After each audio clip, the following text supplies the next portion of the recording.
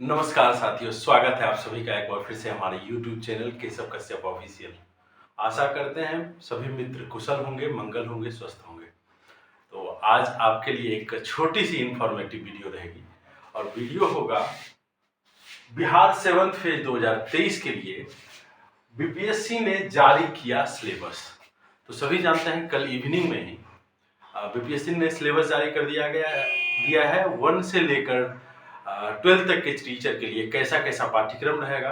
और उसका एक तरह से कह सकते हैं ये डिटेल सिलेबस तो बीपीएससी ने जारी नहीं किया है, एक पैटर्न जारी किया है, एक प्रारूप तैयार किया है किस तरह के क्वेश्चंस कैसे कैसे पूछे जाएंगे। तो मैं एक बार इसको ओपन कर लेता हूँ। Bihar public service commission Patna के द्वारा ये जारी किया गया है, जिसमें कि आज हम लोग डिस्कस करने वाले हैं कि पीआरटी के लिए जो 1 to 5 प्राइमरी शिक्षक के लिए जो सिलेबस है उसको हम लोग समझेंगे। अगर आशा करते हैं अगर किन्हीं भाई बंधु को समझ नहीं आया होगा अभी तक सिलेबस देखिए तो उसको निश्चित तौर पे समझ में आ जाएगा। वीडियो में अंत तक जरूर जुड़े रहिएगा, डेफिनेटली आपको इस वीडियो से फायदा होगा। मैं इस वीडियो को पार्ट वाइज डिवाइड करके मैं आपको बताऊंगा सिलेबस को कि कहाँ कहाँ क्या क्या है क्या नहीं है। तो चलिए शुरू करते हैं। तो पहला डिस्कस करेंगे पीआरटी 1 to 5 के लिए, ठीक है। पीआरटी 1 to 5 के लिए डिस्कस करेंगे। तो जैसा कि आप लोग देख पा रहे होंगे कि नंबर ऑफ क्वेश्चंस दो पार्ट में, आप सभी को दो पार्ट में एग्जाम देना पड़ेगा। पहला जो पार्ट होगा मैं लिखता हूं पार्ट 1, ये लैंग्वेज का होगा मित्रों। और ये पार्ट 1, इसमें दो चीजें होंगी, दो लैंग्वेज आपको। एक पहला तो इंग्लिश है, वो कंपलसरी है, ठीक है। इंग्लिश आपके 25 नंबर के पूछे जाएंगे, 25 क्वेश्चन 25 मार्क्स के, ये आपको कंपलसरी है।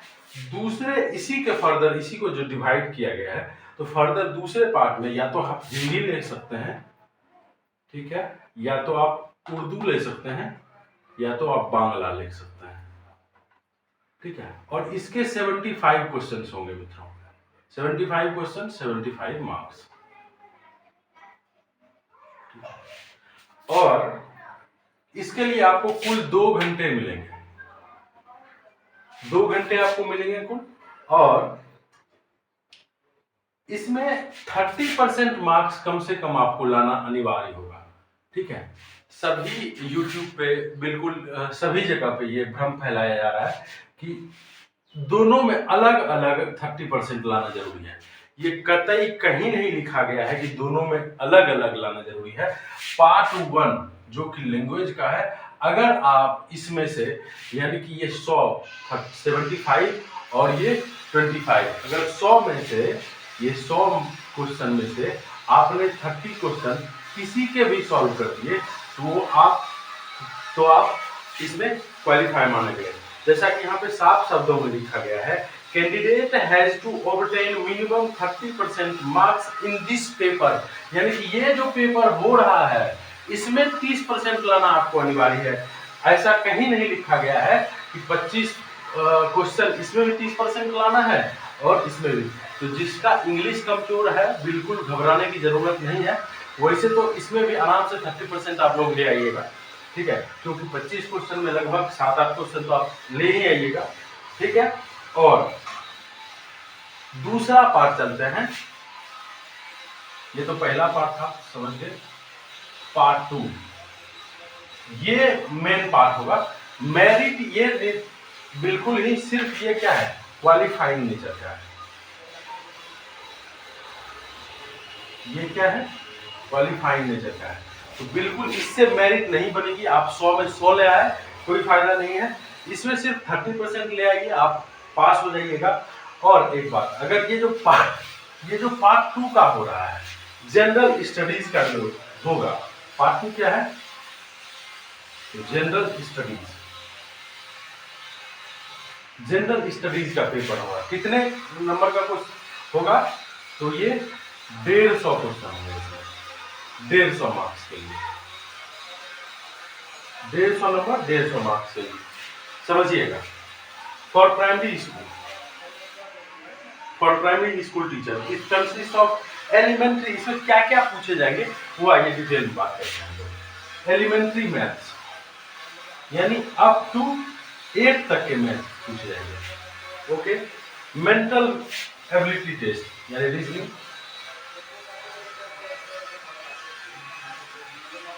रीजनिंग पूछ जाएंगे। और क्या क्या पूछा जाएगा देखिए, जीए पूछा जाएगा, जीके पूछा जाएगा, और आइए जीएस पूछा जाएगा, सोशल साइंस जिसको एसएसटी कहते हैं उसी में सारा आ गया, तो चलिए इसको नहीं लिखते हैं। Indian national movement, Indian national movement पूछा जाएगा, ठीक है, 1857 की क्रांति वगैरह, उससे जहां फिर आगे क्या क्या हुआ उसके बारे में।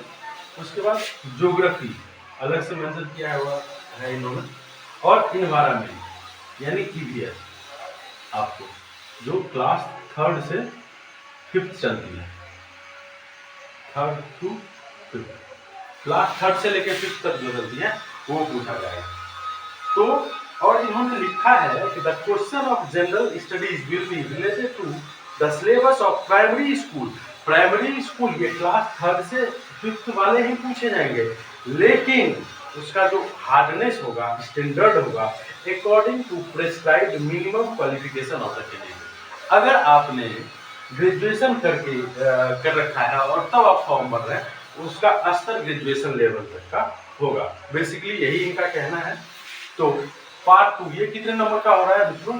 ये 150 नंबर का हो रहा है और 150 मार्क्स के लिए हो रहा है। तो मैथमेटिक्स क्लास अप टू 8 तक, रीजनिंग, ठीक है, जनरल अवेयरनेस, इसी में करंट वगैरह आ जाएगा, और जीके में आपको क्या क्या पढ़ना पड़ेगा, और जीएस में तो 3 सेक्शन आता है, आप लोग जानते हैं, पीसीएम, फिजिक्स, केमिस्ट्री और बायोलॉजी, पीसीबी, ठीक है, ये जीएस में आ गया, आपको ये पढ़ना पड़ेगा।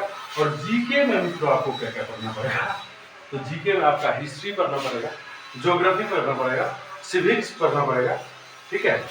तो जीके में ये सब जितने आ जाते हैं वो पढ़ना पड़ेगा आपको। तो और आइए आगे बात करते हैं। और इसके लिए कुल कितने टाइम मिल रहा है आपको? तो इसके लिए 2 घंटा मिल रहा है, और क्वेश्चन कितना है? 150 क्वेश्चन, यानी कि 48 सेकेंड ईच क्वेश्चन के मिलेंगे आपको, ठीक है। 48 सेकेंड टोटल एक क्वेश्चन के लिए मिलेगा आपको। तो अच्छे से तैयारी करना है। और दूसरी बात, अगर हम बात करें, ये तो था पूरा सिलेबस का डेटा कि आपको क्या क्या कैसे होगा। पार्ट 1 में लैंग्वेज पूछा जा रहा है, ये क्वालिफाइंग नेचर का है।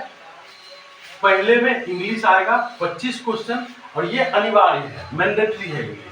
और दूसरा जो इसी का पार्ट है वो हिंदी, उर्दू या बांग्ला कोई भी ले सकते हैं। ज्यादातर लोग बिहार में हिंदी और उर्दू ही लेते हैं, बांग्ला तो कम ही लेते हैं। तो इसके लिए 75 क्वेश्चन होगा, 75 मार्क्स के लिए, और 30% इसका जो क्वालिफाइंग मार्क्स रखा गया है 30% रखा गया है। यानी कि इस 100 क्वेश्चन में से 30 क्वेश्चन आपको सही करने हैं, इससे मेरिट नहीं बन रही है। इसके लिए भी आपको 2 घंटे मिल रहे हैं, और ये सिर्फ क्वालिफाइंग है। पार्ट 2 चलते हैं, जिसके बेस पर क्या बनेगा? मेरिट बनेगी, जिसके बेस पर मित्रों मेरिट बनेगी। ये जनरल स्टडीज का होगा, 150 क्वेश्चन पूछे जाएंगे, 150 मार्क्स के होंगे, और इसके लिए आपको 2 घंटे मिलते हैं 150 क्वेश्चन के लिए, यानी कि 48 सेकेंड पर क्वेश्चन आपको मिलेगा। और इसमें सब्जेक्ट क्या क्या पूछा जाएगा? एलिमेंट्री मैथमेटिक्स पूछा जाएगा, रीजनिंग पूछा जाएगा, जनरल अवेयरनेस पूछा जाएगा, जीके में जितना आ जाता है, हिस्ट्री आ जाता है, सिविक्स आ जाता है, आपका ज्योग्राफी आ जाता है। और यहाँ इन्होंने लिख भी रखा है, ज्योग्राफी अलग से मेंशन किया है, ईवीएस अलग से, इन्वायरमेंटल साइंस जो आप सीटेट में पढ़े होंगे उस तरह का। इंडियन नेशनल मूवमेंट, जितना भी 1857 के बाद क्रांति, जितना भी इंडियन नेशनल मूवमेंट में जो आता है सारा कुछ पढ़ना है आपको। और जीएस में आ जाएगा आपको फिजिक्स, केमिस्ट्री और बायोलॉजी के क्वेश्चन। यानी कि कुल मिलाकर आपको सब कुछ ही पढ़ना है। अगर देख लीजिए तो एक भी ऐसा कुछ सिलेबस बचता ही नहीं है कि आपको बाहर रह गया। संस्कृत छोड़ दीजिए और कंप्यूटर छोड़ दीजिए, तो बाकी सब कुछ इन्होंने सिलेबस में दे ही रखा है। कुल मिलाकर 90% आप कह सकते हैं कि आप ये जो सिलेबस है वो किसका सिलेबस है, बीपीएससी जो होती है Bihar public service commission, PT का सिलेबस 90%, ठीक है। इसी तरह का सिलेबस बीपीएससी पीटी का भी है। और इसके लिए कितना, इसी पे आपको मेरिट बनेगा। तो एक चीज और मैं बताना चाहूंगा, इस वीडियो में ऐड करना चाहूंगा कि कितना नंबर चाहिए आपको। सिर्फ और सिर्फ अगर आप जब क्वालिफाई कम से कम कर जाएं, ठीक है, तो कितना नंबर चाहिए, तो उस पे डिस्कस करेंगे कि मिनिमम कितना कट ऑफ रखा गया है इसका। तो आइए बात करते हैं। तो मिनिमम कट ऑफ जो रखा गया है, और सबसे जरूरी बात कि अगर आप नीचे नोट में पढ़ेंगे तो निगेटिव मार्किंग का भी प्रोग्राम है। निगेटिव मार्किंग रखा गया है। अब कितना रखा गया है, 0.25। ये मैं अपने मन से बता रहा हूँ, ये डिक्लेयर इन्होंने नहीं किया है। जनरली 0.25 ही होता है, तो इसलिए मैं अपने मन से बता रहा हूँ कि निगेटिव मार्किंग का भी प्रावधान है इसमें। तो तुक्के तो बिल्कुल नहीं लगा सकते हैं। और दूसरा आइए बात करते हैं कि जनरल के लिए जो इन्होंने कट ऑफ रखा है, मिनिमम कट ऑफ की बात करें जनरल के लिए जो रखा है इन्होंने 40%, यानी कि अगर 150 का क्वेश्चन हो रहा है, 150 नंबर का अगर पूछा जा रहा है, तो 150 का 40% अगर आप निकालते हैं तो 60 मार्क्स कम से कम अगर आपके आते हैं तभी आप मेरिट में गिने जाएंगे, अर्थात नहीं, अन्यथा नहीं गिने जाएंगे, ठीक है। पिछड़ा वर्ग जितना भी है, पिछड़ा वर्ग के लिए जैसे आप समझिए इस तरह से, पिछड़ा वर्ग यानी ओबीसी कह लीजिए, ओबीसी के लिए 36.5%, तो 150 का 36.5% आप लोग निकाल सकते हैं।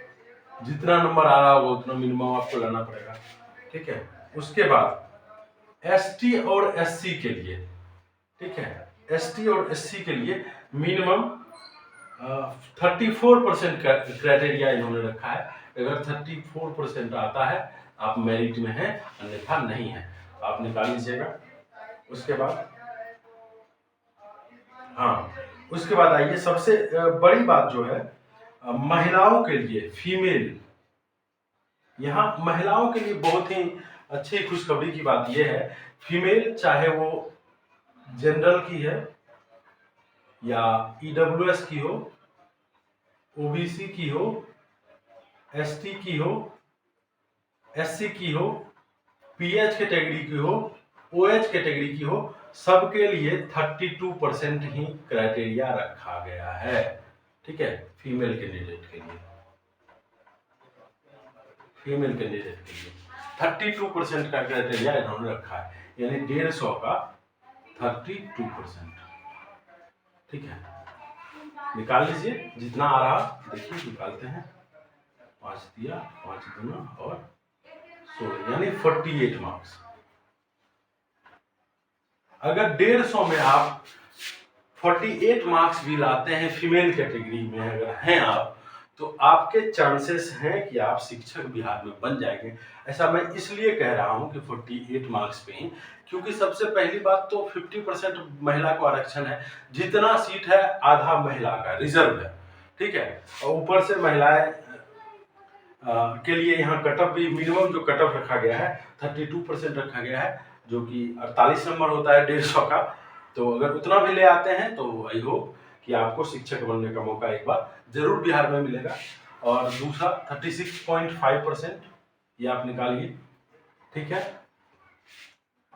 ये ओबीसी के लिए, एसटी एससी के लिए 34%, और जनरल ईडब्ल्यूएस का देखिए मित्रों कहीं कोई चर्चा नहीं है, इसलिए मैं नहीं कर रहा हूँ। जनरल के लिए जो पासिंग मार्क्स मिनिमम रखा गया है 40%, दैट इज 60 मार्क्स, यानी कि 150 में अगर 60 मार्क्स लाते हैं तो मेरिट में गिने जाएंगे। उसके बाद आगे कट ऑफ लगेगी कि ऊपर से नीचे तक आएंगे, वो कितना कट ऑफ जाता है ये तो एग्जाम होने के बाद ही पता चलेगा। सो उस पे फिर वो दूसरी बात है। तो इस तरह से सिलेबस जारी किया गया है। ये 1 to 5 का सिलेबस है, जैसा कि हम लोग आज डिस्कस किए। इसी कड़ी में दूसरे वीडियो में हम फिर आगे डिस्कस करेंगे 6 to 8 का, 9 to 10 का। तो आगे उस वीडियो बहुत बड़ा हो जाएगा, एक ही वीडियो में डिस्कस करने लगेंगे। तो आशा करते हैं कि आपको सिलेबस समझ में आया होगा। अगर कोई अभी भी कंफ्यूजन कोई बना रह गया है आप लोगों का, तो नीचे कमेंट बॉक्स में जरूर पिन कीजिए उसको। मैं हर एक का पर्सनली रिप्लाई करूंगा और जवाब देने का कोशिश करूंगा और आपके कंफ्यूजन मिटाने का कोशिश करूंगा। आशा करते हैं वीडियो आपको पसंद आया होगा। जय हिंद, जय भारत। चैनल को जरूर लाइक शेयर सब्सक्राइब करें। Thank you so much video देखने के लिए।